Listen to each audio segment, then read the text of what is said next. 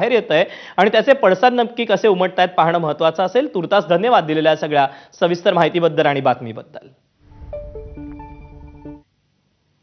आणि यानंतर वळूया पुढच्या बातमीकडे।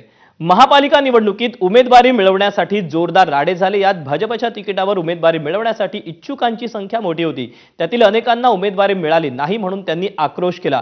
कुणी नेत्यांना जाब विचारला, कुणी ठिय्या मांडला तर कुणी धाय मोकलून रडलं। या निवडणुकांमध्ये कुठे काय घडलं त्याचा आपण हा रिकॅप पाहूया।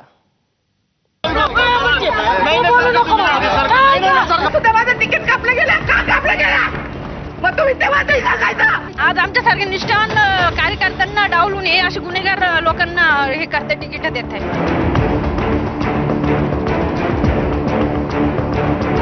8 ते 9 वर्षांनी होणाऱ्या महापालिका निवडणुकांमध्ये उमेदवारी मिळवण्यासाठी चांगलेच राडे झालेले पाहायला मिळाले। कुणी नेत्यांची गाडी रोखली, कुणी आंदोलनं केली तर कुणी आरडाओरडा केला, तर कुणी चक्क एबी फॉर्म मिळवण्यासाठी नेत्यांच्या गाड्यांचा पाठलाग केला। छत्रपती संभाजीनगरमध्ये भाजपच्या इच्छुकांनी मोठा गोंधळच घातला होता। तिथे भाजपच्या इच्छुकांनी तिकीट मिळालं नाही म्हणून 2 दिवस ड्रामा केला। उमेदवारी न मिळाल्यानं आक्रोश करण्यात दिव्या मराठे आणि सुवर्णा माताडे आघाडीवर होत्या। फॉर्म भरून येते फॉर्म घ्या, राख्या जमा करा, मुख्यमंत्र्यांच्या राख्या जमा करण्यासाठी 1000 राख्या जमा केल्या मी। हे पद्धत योग्य नाहीये। मी आता इथून जाणार नाहीये। मी आता उपाशी नापाशी ते आंदोलन करणार आहे। मी इथून आता उठणारच नाहीये। अनेक दिवसापासून काम करते मी, स्वतः फिरतीये। मी दवाखान्यात 8 दिवस ऍडमिट असून मी घरोघर प्रचारासाठी फिरलीये। आज आमच्यासारख्या निष्ठावान कार्यकर्त्यांना डावलून हे असे गुन्हेगार लोकांना हे करते तिकीट देत आहे। पण हा ड्रामा इथेच थांबला नाही।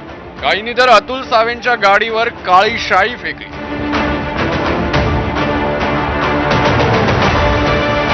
दुसऱ्या दिवशी तर दिव्या मराठेंनी थेट उपोषण सुरू केले।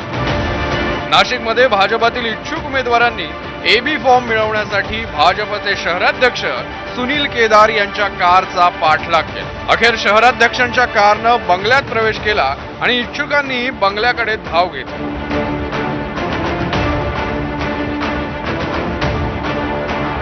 नागपुरात हजारी पहाड भागातील भाजप शहर उपाध्यक्ष किसन गावंडेंना त्यांच्या समर्थकांनी घरात कोंडून ठेवलं होतं। समर्थकांनी घराला वेढा दिला आणि घोषणाबाजी केली। पक्षाने गावंडे यांना उमेदवारी मागे घेण्याचा आदेश दिला होता, मात्र उमेदवारी मागे घेऊ नये म्हणून त्यांना समर्थकांनी घरात कोंडून ठेवलं। अखेर भाजपचे नेते परिणय फुकेंनी घटनास्थळी धाव घेतली आणि गावंडेंना आपल्याच गाडीतून अर्ज माघारीसाठी दिला। जालन्याच्या भाजपच्या माजी नगरसेविका संगीता पाचगेंनी उमेदवारीसाठी थेट आमदार कैलास गोरंट्याल यांच्या समोर लोटांगण घातलं।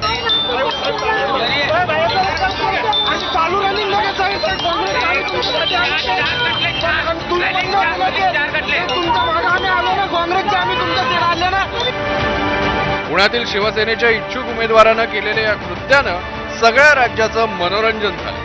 शिवसेनेचे इच्छुक उमेदवार उद्धव कांबळेंनी त्यांच्या पक्षानं उमेदवारी दिलेल्या मच्छिंद्र ढवळेंचा उमेदवारी अर्ज गिळला। पुढे शिंदेंना ही गोष्ट समजल्यावर त्यांनी कांबळेंना झापलंय आणि त्यानंतर कांबळेंनी उमेदवारी मागे घेतली।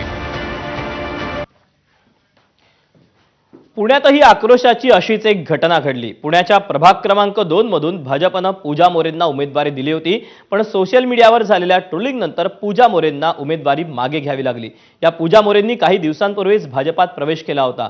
त्याआधी त्यांनी भाजपवर जोरदार टीकाही केली होती। पहलगामचा हल्ला झाला त्यावेळी पूजा मोरे मधुचंद्रासाठी काश्मीरमध्ये होत्या।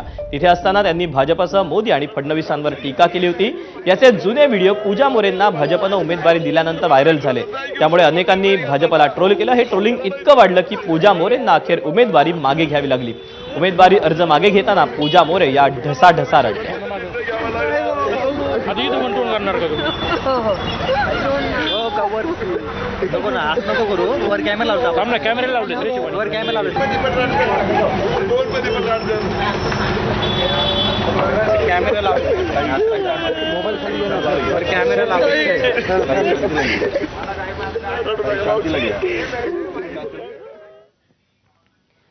महापालिकेसाठी मतदानाला